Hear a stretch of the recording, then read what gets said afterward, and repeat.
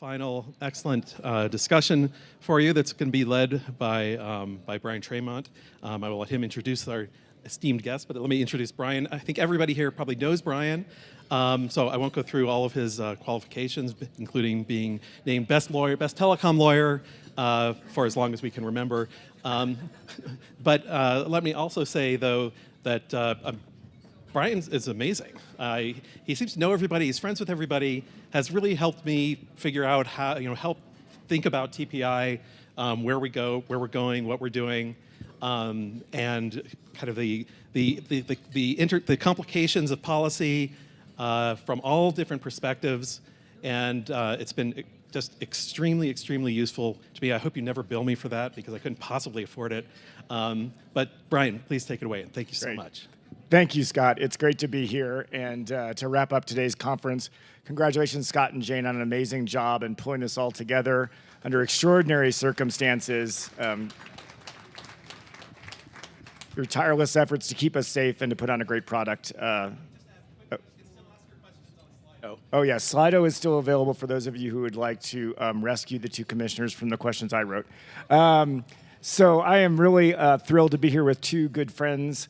Former FCC Commissioner, former Chairwoman Mignon Clyburn, who came to the FCC from the fine state of South Carolina, where she had served for 10 years on the State Public Utility Commission.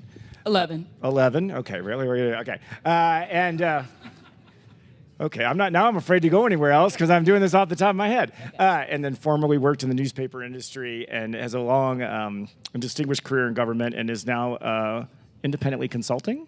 That is correct. There and apparently available. No, and then to her right, appropriately, is Commissioner Brendan Carr, who longtime FCCer, formerly at Wiley Ryan, good Lord, and a proud graduate of the Catholic University Law School. And Brendan now has had the opportunity to serve in the majority of the commission as well as the minority. So we'll explore a little bit of that. Not yet. Oh, fair enough. Fair enough. Okay, soon to have the experience. Slowly, but eventually I will make my way fully into the minority, but not there yet. We're working on it. Exactly. Well, now that's so who is going to be chairman? No, just kidding. Actually, I do want to start with bipartisanship because we obviously have the bipartisan infrastructure plan that has now moved through the Senate. The Senate's tied at 50-50. The FCC's tied at 2-2. You both have distinguished yourselves with your ability to work across the aisle. So what are the types of problems that we should be solving together in a bipartisan fashion, problem solving, as opposed to some of the things that dominate the headlines? Do you want to start, Commissioner Clyburn? Sure, the better looking one will start. Thank you. Okay. So it is not unnatural for me to come from, I guess, sort of a bipartisan posture. I am from the state of South Carolina. If any of you follow, to be a Democrat in South Carolina is very interesting. But what I will say is this. The times call for us to put aside a lot of things. And even before that time, I can say that the person on my right, in more ways than one, from day one, we attempted to find common ground. And we didn't always get there, but most of the time we did. And so I really think, and I am hoping that the bill will set a tone in Washington and beyond. I know that's a big order, but that ripple begins and we don't know how it will, what the effect of that will be. But the times call for us to solve some really big, persistent. So if there's a word that I want to pick to answer your question, persistent problems. We have persistent divides, persistent challenges in rural and urban areas, and they're more alike than not. There is, when you talk about, those disparities, particularly on the technology side, there are a lot of people disconnected in urban centers and in rural communities. So I think it allows for us, if we choose to, take that challenge, for us to approach things in a multi or a bipartisan way, and more of us than you would organically glean from the headlines are ready and able to do so.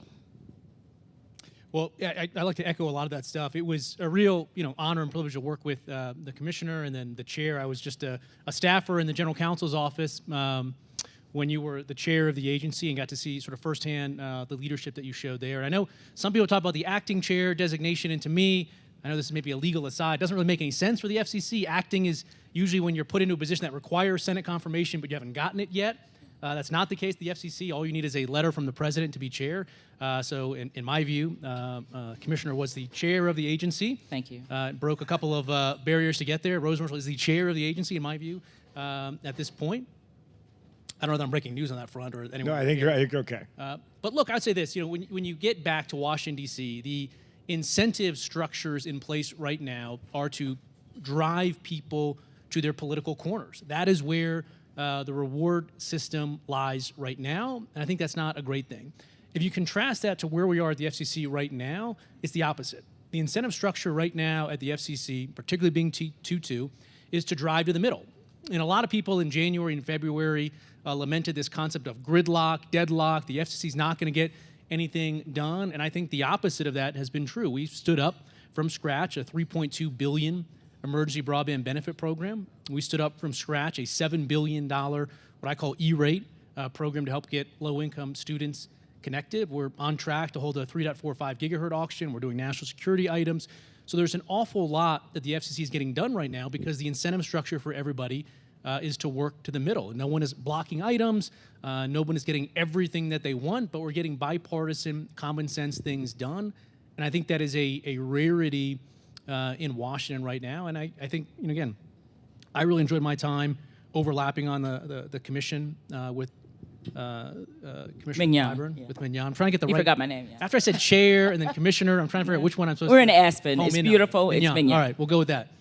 Enjoy my time there. And yeah, there's a tremendous amount that we can get done. Are there far, far left policies we're not doing right now? Yeah. If you believe in far, far left policies, are you mad that you're not getting those right now? Yeah, you're probably like Mikey from the Goonies, where he says it's our time down here, and you're not getting what you want done. But the reality is we're working to the middle. We're getting really good common sense stuff done. I think that's a good thing. We got our Goonies reference in. So if those of Yeah. you playing at home for Goonies bingo, you can check that off the list. So let's dig in a little more. Actually, let me ask an institutional question then, Commissioner Carr. Would the FCC be better off writ large if it was always a split, a 2-2 commission in Trump era politics or in Biden era politics? If that's the way you had to solve problems. I think there is, again, something unique right now that in the 2-2 setting, people aren't going to their corners and they aren't, deadlocking the commission and they're compromising. I don't know that particular dynamic we have right now would be always sustained in a 2-2 environment. So I'm not sure that I'm, all in on 2-2. Maybe 2-1 would be if you're asking me what I would put my vote for in terms of a structural number change, I'd probably go there before 2-2. Yeah, well, I was there doing a 2-1. It depends on what day of the week you talk to me about that. Commissioner Clyburn, would you favor a bipartisan commission's 2-2? So I think the times, I really don't believe, I don't mean to sound cosmic, but I don't believe in accidents. I believe that we are at this moment and we're at 2-2 for a reason. To show, I believe, by example, what can be done. As a person who has a little bit of personality, I like full compliments. I can't. I won't pretend, but I think I have to give credit where credit's due. The agency under 2-1 and 2-2. I think got a lot of things done. Answered the calls that the communities cried for.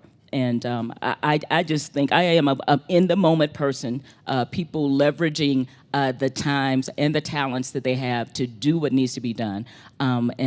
So I have to give an A+ to the moment, and I'll just put a period behind that sentence. Very good. So let's stay with institutional structure for a second. So as we look at the sector, there's a lot of tensions. There's what does the FTC have versus the FCC. There's what does NTIA have versus the FCC. It's what are the states going to do versus the federal government.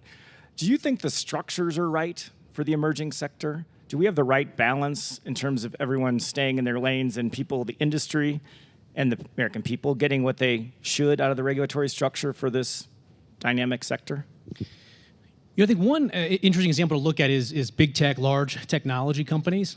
Obviously, there's not a sector-specific regulator like the FCC for them, and I'm not of the position that we need it, but I do think that every single entity that you mentioned has the authority to come together and put a much more holistic, comprehensive regulatory structure in place. And for various, I think, political reasons, they haven't. I don't think it's a legal authority or a jurisdictional challenge. So when you look at large technology companies, I think the FCC has a role to play with interpreting Section 230, narrowing it back to the actual statutory text that Congress passed. I think the Federal Trade Commission has a role to play, including enforcing a lot of these disclosures and representations that that these large technology companies are making.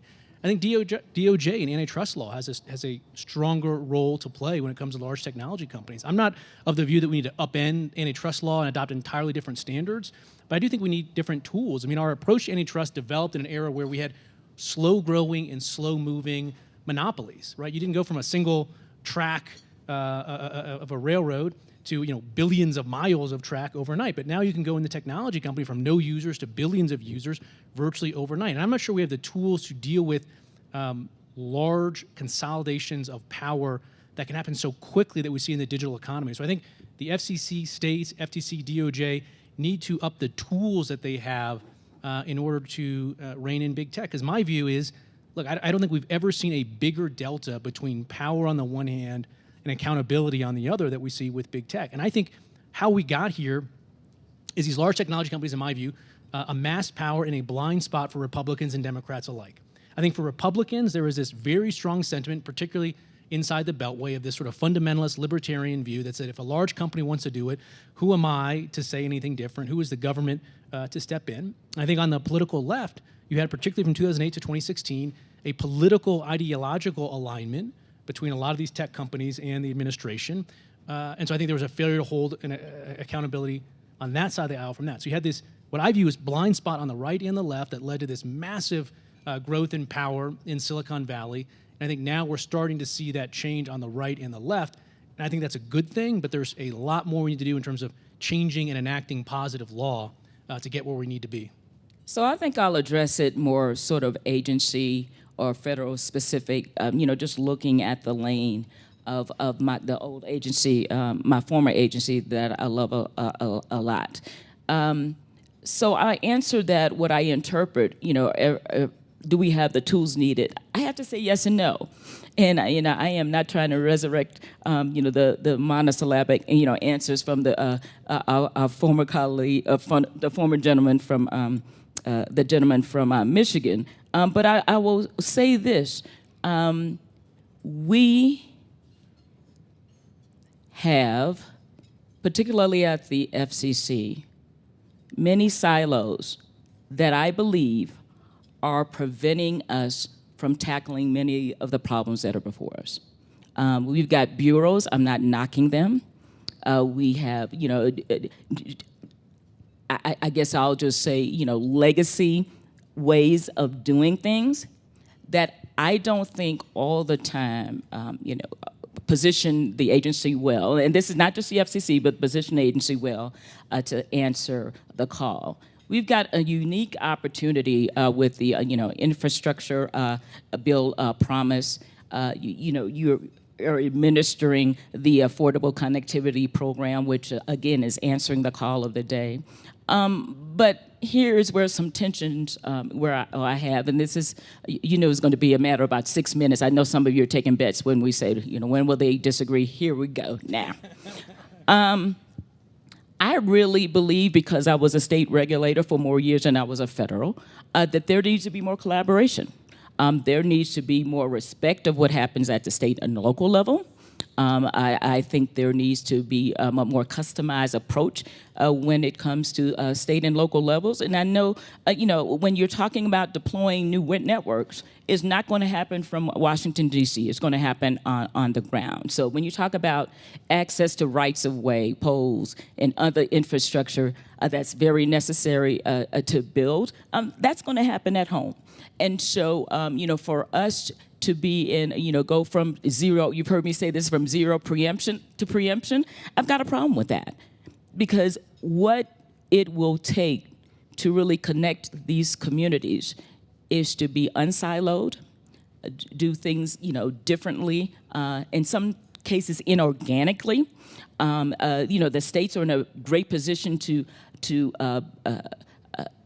build and grow digital equity plans that must be instituted in order to narrow these divides. The FCC is in a great position to nationalize it and set the tone and the bar.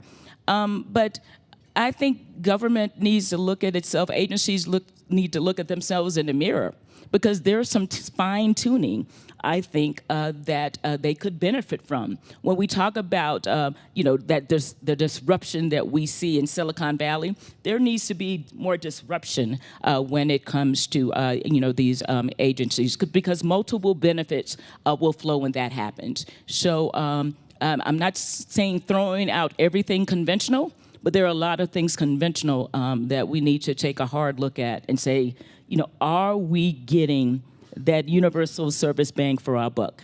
Let me just put it out there. We've spent, I don't know how many, 100 billion? I don't know. In terms of the universal service program, whatever it is, how many, Yeah. how long, long time, lots of money. And we're still talking about many of the same percentages. Have we made progress? Absolutely. We have, through P3s and the like. But there's still those persistent areas of no or underserved, communities that we just haven't done the best job. So, I know it's a little long-winded on that, but Bryan will tell me later how long-winded I was. But we need to look at ourselves in the mirror and say, what can we do better? And I don't know if the tools are in place, as it stands now, for that to happen. Well, let's start there, because to your point, over the last 20 years across the 4 universal service programs, we spent hundreds of billions of dollars across those 4 funds. Have those funds been well spent, and what lessons do you learn from those experiences as we look at this next infusion of 65 billion or whatever it is that we should keep in mind as we invest in the next generation of these networks? Mr. Carr? When you look at the Senate infrastructure bill that passed and the billions of dollars you talked about, I do have some concerns along the lines of accountability. It's not our first rodeo of sending large billion-dollar sums over to NTIA to administer as part of a relief package. We saw this in 2008. And unfortunately, what we saw in 2008 was a lot of waste, fraud, and abuse, overbuilding, money diverted to fund online telenovelas, things that were very disconnected from getting Americans connected from an infrastructure and affordability perspective. So when you talk about sending money back into that same organization in a similar function, I have concerns. Now, it's not preordained that we're going to go down that same path, but I think we need to have structures in place to make sure we have accountability. And when you step back and look at the federal government across the board, FCC, Treasury, Department of Agriculture, Department of Education, Commerce, and you look at all of the infrastructure money that has been provided or budgeted over the last year that could be used for infrastructure, it could be used for broadband in addition to other infrastructure, it's something like $800 billion. We now have the funding that we haven't had before to actually close the digital divide from an infrastructure and an affordability perspective many times over. So this really draws attention to the policies and to accountability, because shame on us if we go through this $800 billion, if this $60 billion gets passed, and we're in the same position now that we've been in before, as in 2008, which is a big stimulus funding and not enough progress to show. So we got to have accountability. Part of that is driving this spending through the FCC's new broadband maps. I have hoped that those get stood up this fall. It's been sort of a black box in terms of the schedule and timing so far, but we've got to get all of these agencies with all of this funding to drive that funding through completed FCC maps, and that will be a big improvement, one step, not everything we need to do, improvement in terms of the waste that we saw happen after 2008. Now, we often talk about, that we don't live in a one-size-fits-all world. I don't think we live in a one-agency-fits-all world. So, we can recognize that accountability, of course, is at the executive branch. It's going to get either, blamed or credited for this. So maybe that's why the trend is moving in that direction, in terms of NTIA.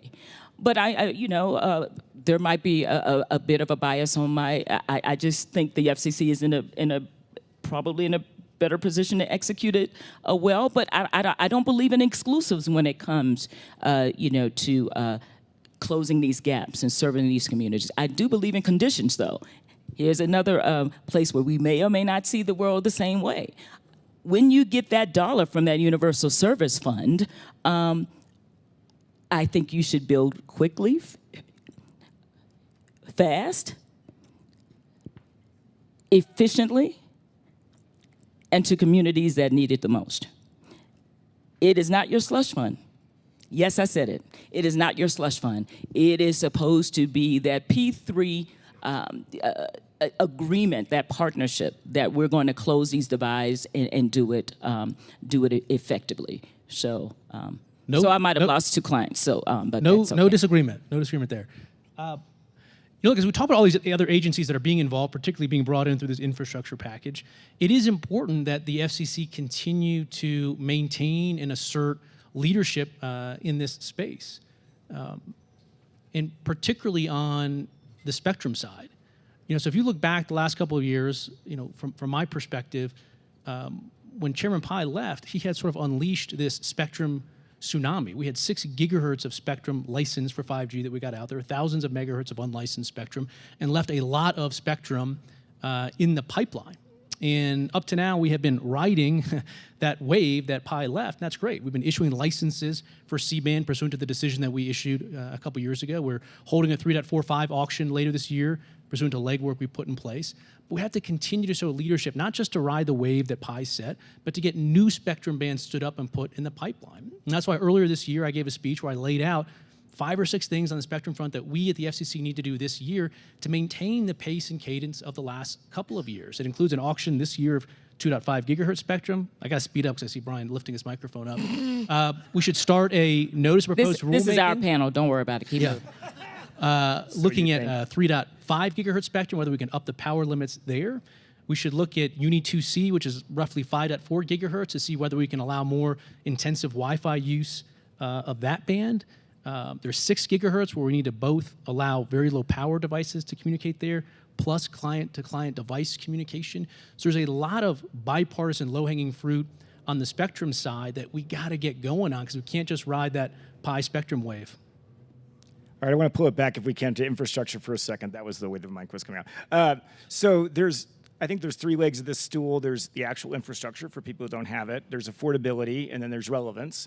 What is the balance across those 3 needs in terms of where the money should go based on what you've already seen? That's a very good question, how you phrase it. I guess the initial answer, and I'll think a minute, and then I'll punt over here and maybe take a second bite out of the apple. None of those things should be afterthoughts. It cannot be in an infrastructure-only, type of a program or of a focus. Because build it and they will come does not work if you can't afford it, does not work if there are digital literacy challenges. It just does not work if there is not competition. So we need to think about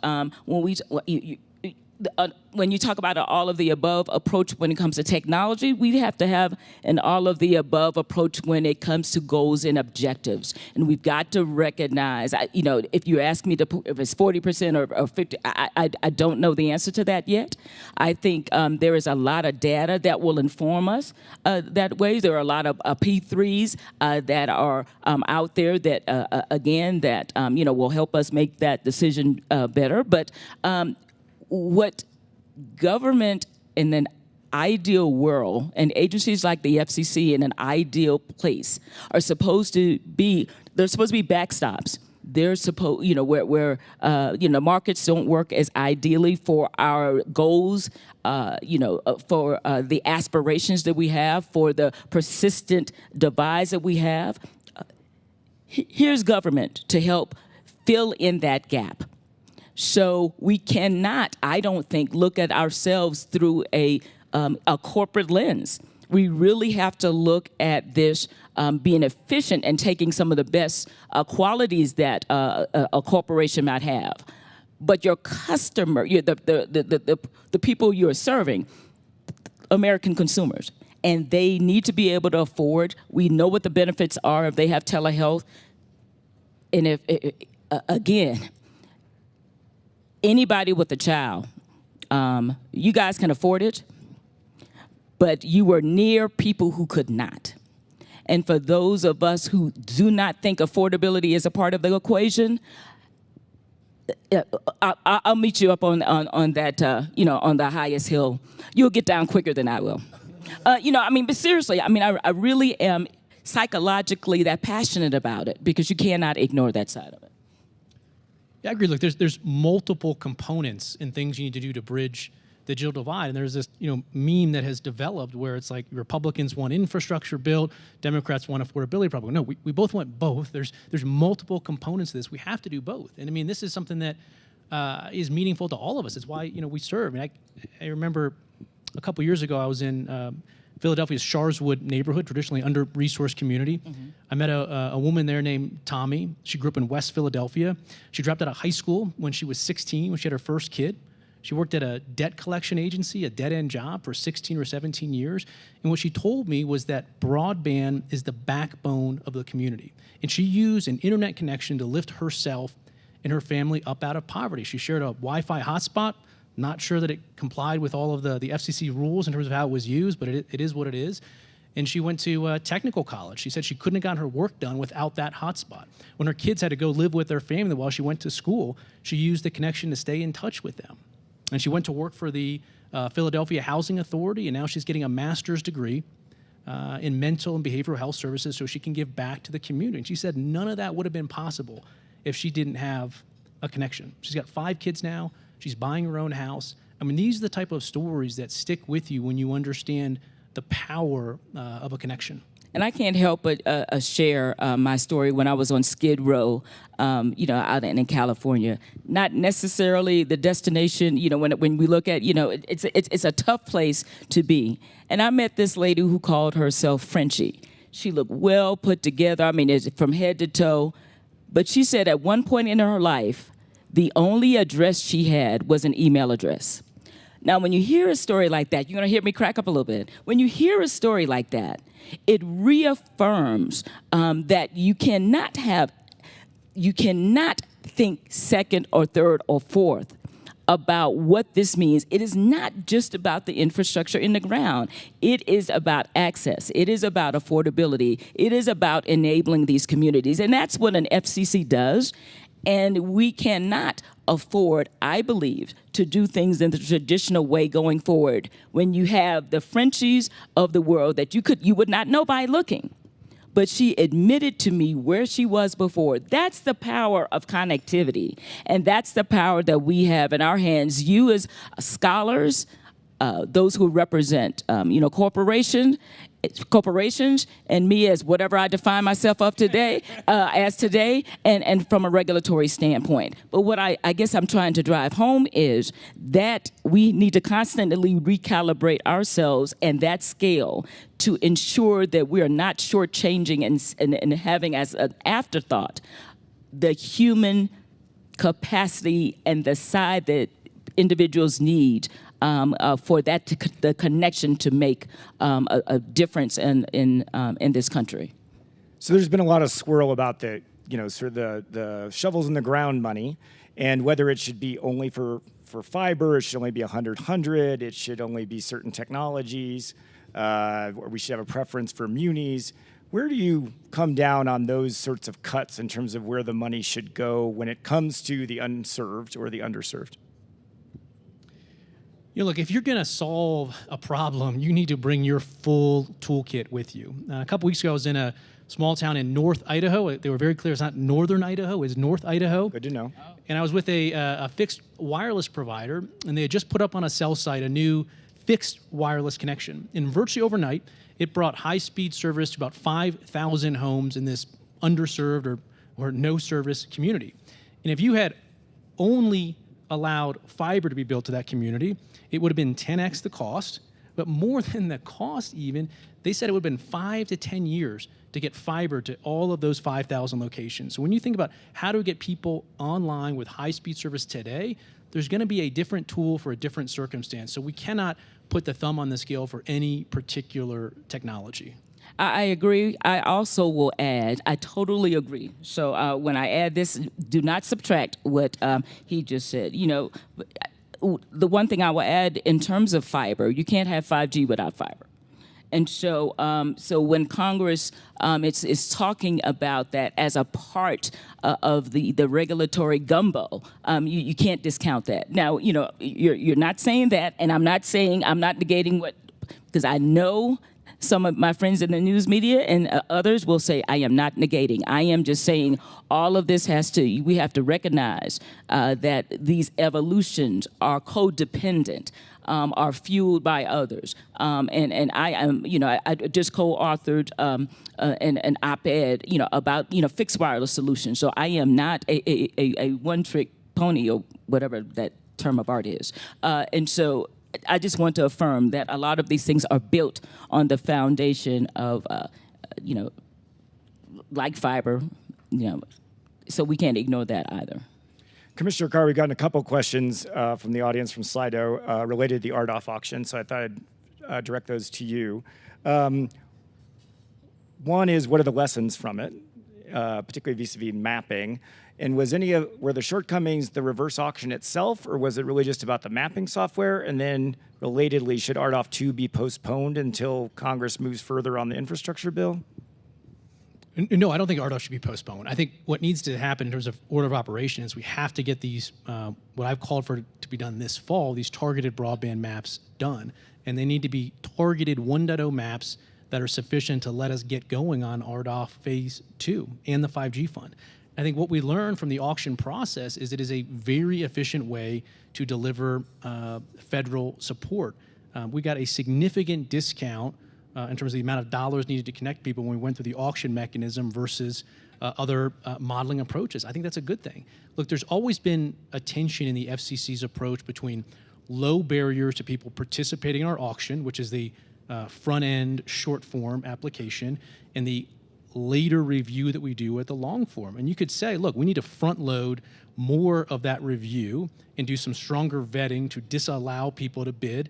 And you can probably make a case of that based on some winners out of RDOF Phase 1. But again, it's a matter of, do we want to prejudge who can succeed or not? But again, I'm open to one tweak being to front load a bit more some review without closing the door to new entrants. I think that's one lesson. In terms of the other stuff that we saw, in terms of people ending up bidding in places that are already served, that's the type of edge case outcomes that you're going to see in nationwide multi-billion-dollar results. And the chair issued some letters and advice a week or two ago designed to address it. And that's what you should do, is when you see edge cases like that, after a massive auction, you can take some targeted action to correct it. I think that's what anybody would have done, Republican or Democrat alike. But I think the idea that auctions driving value for people is not something that we should abandon. Now, the one thing I will add to that, I promise it will be quick, I know you don't believe me, is that when I listen to you speak, I think about E squared. We need to be efficient, but we also need to be effective. And so,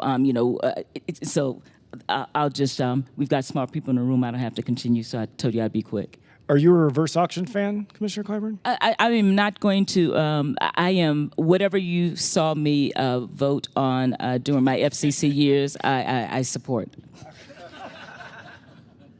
Well, that's a tempting palette to go after. No, I'm sure they were all right.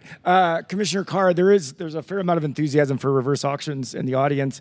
Is the commission capable or able to make those reverse auction software and capabilities available to the states if the bipartisan bill passes and the states are charged with distributing those monies? And does that make sense?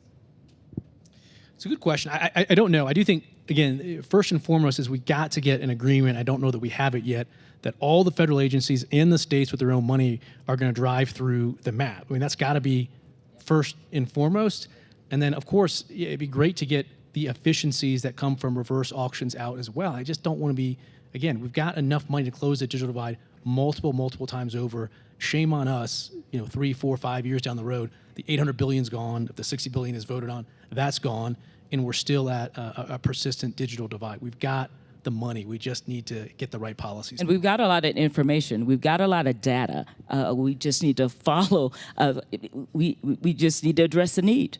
We need to look at what has not worked look at again, it's not perfection that we're looking for. We are looking for effectiveness. So let's pivot a little bit. The last, excuse me, one of the panels we've had over the course of the last couple of days was on China. And Western governments have sounded an alarm about the role of Chinese manufacturing, Chinese-owned companies. What is the government doing enough today? And what more should government be doing to meet the Chinese threat, if you believe there is one? We certainly were not doing enough on a bipartisan basis, and I think we are seeing the correction of that right now. I've called for the FCC to sort of strengthen its approach with respect to China across multiple fronts. One, I've said we need to do a top to bottom of every entity that's ultimately owned or controlled by the communist regime that has a 214 or an authorization to do service here. We should examine that, and we should start proceedings to revoke them where we identify national security threats. That process is now underway. I'm glad about that. Back in 2017, I'd called for the starting of the process to look at rip and replace of insecure Huawei ZTE other gear. That is now underway. That's a good thing. Earlier this year, I identified what I called the Huawei loophole that allowed entities to put that exact same gear that we were ripping and replacing out back in the network, in the same place in the network, if they use private dollars, not federal subsidies to do it. That didn't make any sense to me. It's not the source of the money that's the problem, it's the equipment. So now we've started that process of looking at whether we can do that, and Congress has bipartisan, bicameral legislation looking at that. I also think we need to strengthen our review on the supply chain side, looking at the issue of forced labor and Uyghur genocide. I don't think that we do enough at this point to vet to make sure that as equipment comes into the U.S., which can only do so and be used pursuant to an FCC authorization, that there is not Uyghur forced labor in there. The communist regime is not profiting from that. I think there's more we need to do. And again, I think if you flash forward 3 or 4 years, my hope is, I don't know if we'll get there, we will be in a very different posture with respect to supply chain sourcing out of the communist regime in China. And my hope is that many, many more people will look back and say, why didn't we do more sooner to decouple from our support for the abusive practices taking place there? So I'll take a little a different approach when it comes to that question. When you look at China and other countries, they're planning by 2025 extensive fiber builds and other gigabit infrastructure. That we know. They're teaching AI in kindergarten and other complementary courses under the old STEAM that would fall under that STEAM definition. So if we're going to keep pace, if we're going to continue to protect ourselves, we've got to acknowledge what enables 5G and small cells, because it is a matter of international security. So we can't afford to fall short when it comes to 5G and AI deployment, and we cannot fall short when it comes to educating those in the communities. And I come back to where we started. Broadband has to be ubiquitous, accessible, and affordable to help bridge the gap where there are deficiencies in local communities by way of school excellence, health excellence, and the like. We need a healthy, educated workforce, and connectivity will help fuel that in order to really meet the resource needs and the challenges, because others are doing it. And if we continue on the path of being mediocre or lackadaisical about it, we will find ourselves increasingly in a very vulnerable place. And while we're on the foreign policy portion of this panel, I have more views to share. Yikes. Are we tweeting about Afghanistan again? I'll get there. So you start with Cuba, right? So 5 weeks ago, we had people take to the streets shouting for libertad, for freedom. And what we see around the world now is the very first time people take to the streets in pursuit of freedom. Brutal dictators have a playbook. And the first thing that they do is they shut down the internet, not the entire internet. They shut down the portions of the internet, the communications tools, WhatsApp, Twitter, Facebook, that allow people to get their messages out and to get communications in. Because the first thing people do when they take the streets is they open up their cell phones and they take cell phone videos. And regimes want to shut that down. And so what I called for in the wake of the protests in Cuba was for the U.S. to stand up both immediately in Cuba and longer term the strategic capability to restore unfiltered, uncensored communications. And I said there's 2 prongs we need to do. Prong 1, we need to have the capability to introduce new internet connections from off-island, from outside of the regime. There's a variety of ways to do that. There's been a lot of attention on the high-altitude balloons, principally because I've talked about it, and also because it worked. It's something that we've done in Puerto Rico. It's something I've seen on the ground working in Kenya. It's something that was deployed in other portions of the world. It works. But there's other ways to do it. You can tether balloons to ships. You could do potentially Starlink. But there's some advantages to the high-altitude balloon. That's prong 1. Prong 2 is we need to provide surge funding for circumvention tools. There's technologies out there, a variety of them, that can allow you to get around the filters that are being used in Cuba right now and continue to communicate. So we needed to launch that 2-prong approach.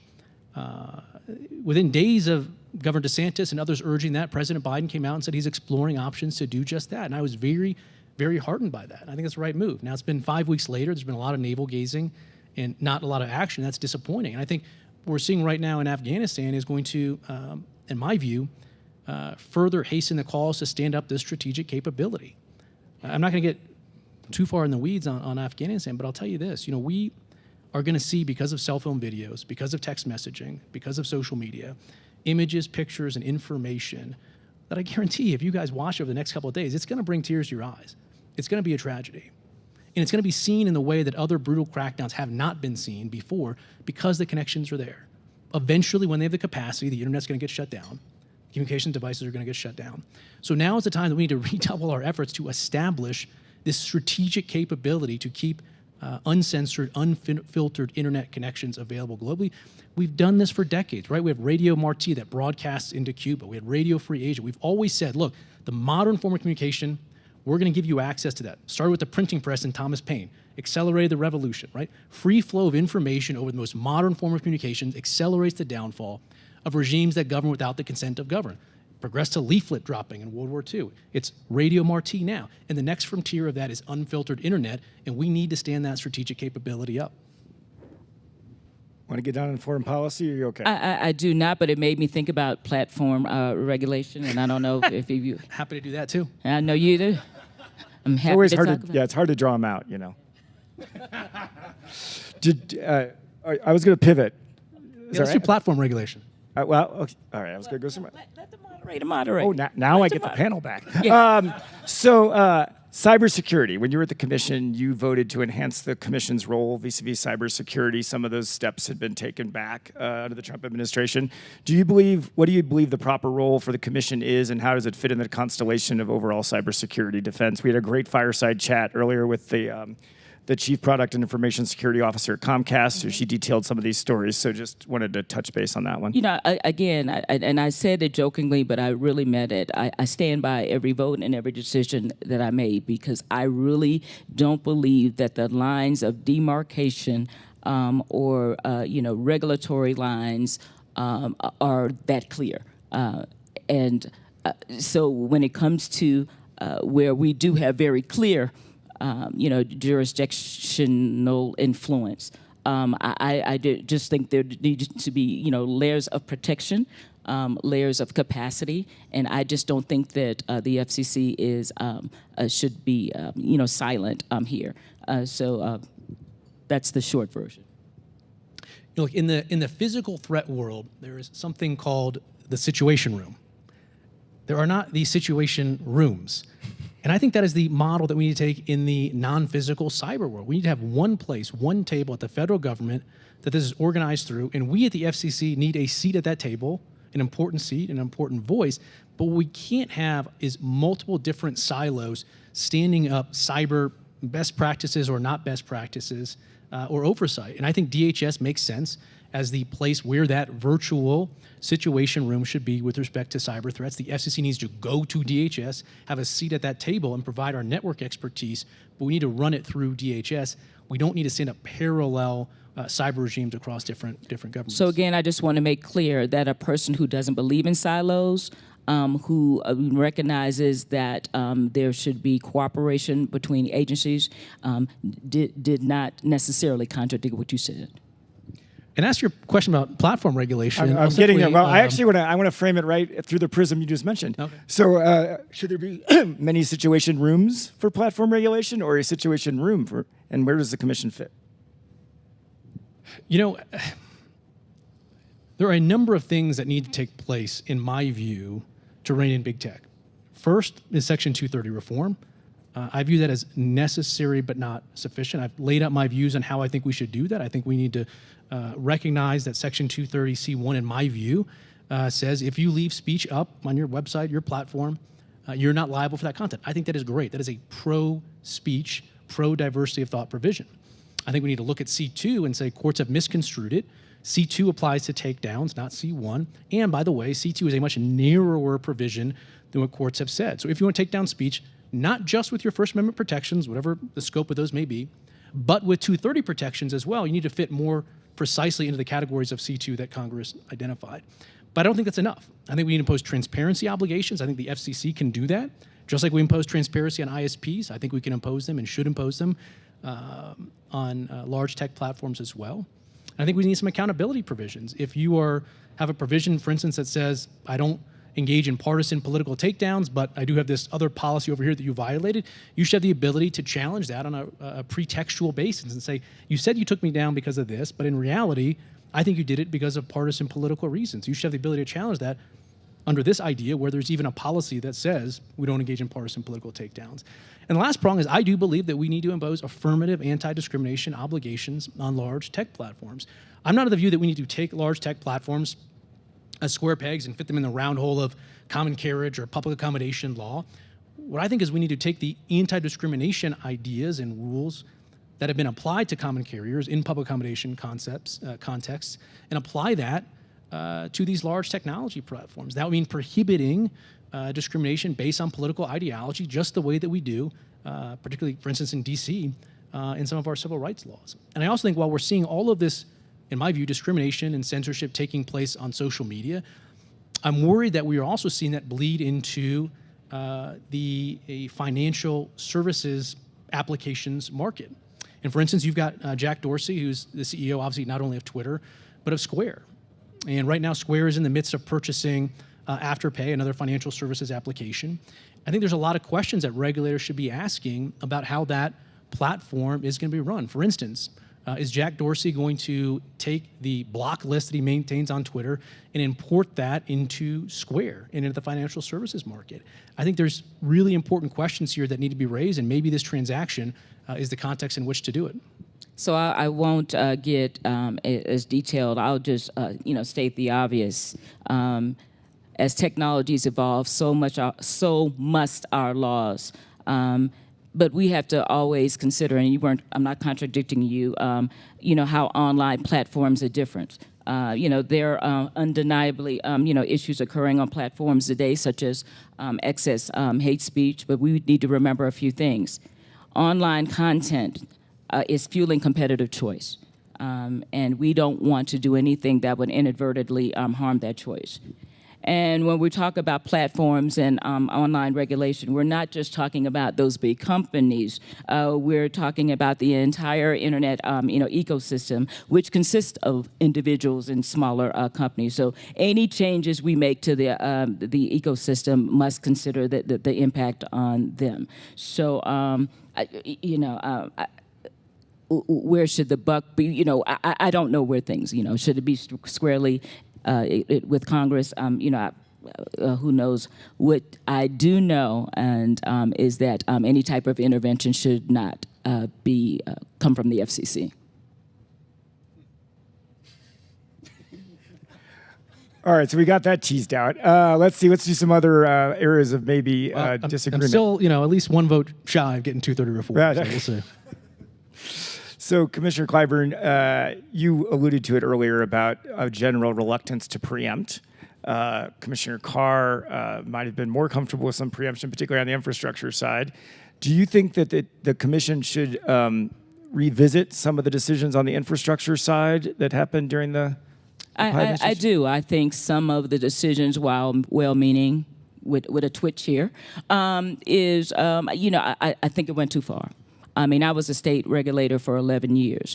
I have been around those who have been lawmakers at the state and local level. The ones that I have met have been crying for broadband in their communities. They are not standing in the way. They are not crying NIMBY. They really want to work cooperatively with companies to enable more expansive broadband. What they found is a lack of cooperation. What they found, even in some political places, I won't out the mayor of this very conservative city, who said to me that we're economically upside down because you guys have put, caps have been put on what we can charge. By the time we sift through and go through all of the review that is very necessary for our communities, whatever that dollar amount, we're losing $150. So I really think that while there needs to be streamlining, I've been supportive of that. Cooperation with trade associations, working with state and local communities that do not have the capacity, because there are many communities that do not have the capacity within the government, to do things in as timely a manner as possible. We need to recognize that. I think we get more results with sugar. You don't have to agree. I'm a big girl. Yeah. Look, I'm very, very pleased with the infrastructure reforms that the FCC put in place over the last couple of years. And I'll take you back to the end of 2016, start of 2017. New cell sites, new infrastructure builds in this country had effectively flatlined. Back then, we were putting up, in 2016, for instance, 708 new cell sites only in 2016. After we engaged in infrastructure reforms, that number jumped to over 46,000 cell sites. And there were a lot of small towns that were working very, very hard to attract infrastructure investment. And we had a handful of large, big city mayors that were frankly engaging in outlier conduct. And I'll take you back to San Jose. San Jose is the capital of Silicon Valley, one of the top 10 largest cities in the country. They attempted through this reticulated regime of imposing different costs on wireless providers to build in different areas to incentivize investment. At this point in time, we had small towns like Fishers, Indiana, that had something like 67 small cells built, Fishers, Indiana. At that point in time, San Jose, with this reticulated, expensive structure, had 0. The capital of Silicon Valley had put up a goose egg with respect to small cells. Why? Well, we don't have to look hard. The mayor's own staff wrote a memo to the mayor that said, our system costs too much, takes too long, they are pulling their investment, this is a near quote, in small cells out of our city and taking it elsewhere. Regulations matter. After we stepped in and built on that regime that Mayor Scott Fadness put in place in Fishers, Indiana, he said, hey, here's what I did. Cost-based fees, reasonable shot clocks, that attracted these 67 small cells that I saw. We took his ideas and put that in place as guardrails at the federal level, and what happened? In the 2 years since that decision, more cell sites went up than in the prior 7 years combined. So if what we care about is the actual build out of infrastructure, which is the thing that pulls people across the digital divide, and thank God those 46,000 cell sites went up before COVID-19, because that is connecting people to education, to telehealth. So rather than taking the lead of someone like Mayor Liccardo, who put a goose egg up with his best ideas, we built on the ideas of Mayor Scott Fadness and saw a boom in infrastructure builds in this country. I think that's a great thing. Rather than turning heel on that, I think we need to continue down that path.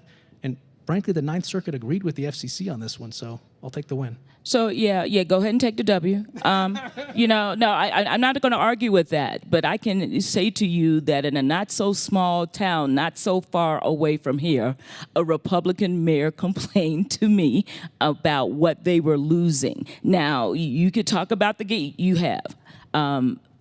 I guess the issue I had with the direction which the commission went with that decision is that it based its actions on those bad players as opposed to those who were attempting to do the right thing. I just don't believe in the good must suffer with the bad approach.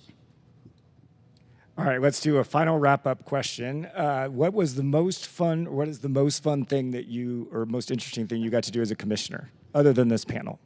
I'll let the young one go first. Look, I have tried to spend a lot of time in this job, as much time as possible, outside the Beltway, and that's where a lot of the ideas have come from, whether it was telehealth ideas that we learned from visits in the Mississippi Delta, to the infrastructure visits that we learned from in Indiana. But I'll say in terms of just like enjoyment, look, getting on top of a 2,000-foot broadcast tower in Rowena, South Dakota was just an amazing, amazing experience.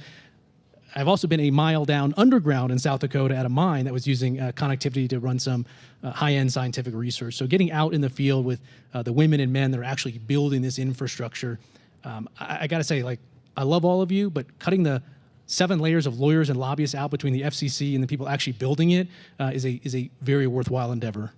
So I would say the most reinforcing moment was the one I mentioned with Frenchie, because she just reminded me of why all of this matters. The most memorable moment is me on a plane going to one of those villages, I don't know, it was Kotzebue or whatever, in Alaska. And, I'm sitting in what would be, under normal circumstances, the co-pilot seats, just, losing what little hair I had on the way down. And then I'm looking as we are about to land, and I'm seeing like graveyards, like surrounding, the perimeter. And I'm like, so looking at graves and about to, and you're about to, descend on this little plane that you didn't have that much confidence in, because the meeting before talked about how many planes just went down over the, course, that was pretty memorable. And so, but this job, those memories, those impacts just remind us why it is so important. So we've got all our stories that we laugh and cry about. But at the end of the day, it just reaffirms that whether you're on Skid Row or about to, meet your maker going down, you feel like you are, looking at your own grave, tombstone, all of this matters. And, I cannot replace those memories and, what public service actually means. Yeah, I've turned in my badge. But those memories and, those reinforcements, I still carry them with me. So thanks for that question. I appreciate it. I'd like to have everyone join me in thanking the 2 commissioners for joining us this afternoon to wrap up our great couple days. And I am going to turn the microphone back over to our esteemed leader. Thanks, Bryan. Thanks for leading such a great panel. That was excellent. That was really fun. So just to wrap up, thank you all for coming. I especially want to thank, again, Jane Creel. I don't know if she's here or not, but you all really have no idea what she had to go through for this, including me. I don't know, the number of times she had said to me, no, we can't do that, stop. And each time she was right, of course. And all the rest of the TPI staff, Ashley, Lindsay, Sarah, Mike, Nick, Allie, Nathaniel was on Zoom. God, I hope I'm not missing somebody. And also, through this all, it just happened that we put on a hybrid conference, which I think wouldn't have been possible too long ago. And I want to thank Colorado AV for that, because it seemed to go off without a hitch. So that was really great. And then also, Karina Branson from Converse Sketch has been illustrating this the whole time. And it's been really amazing. So again, thank you all for coming. I know it's easy not to come, because we've all learned over the last 18 months how to not go anywhere. And so thank you for dealing with the safety protocols and coming out and participating. And we hope to see you all here next year, maskless, still vaccinated, but hopefully things will be more normal. Thank you all very much.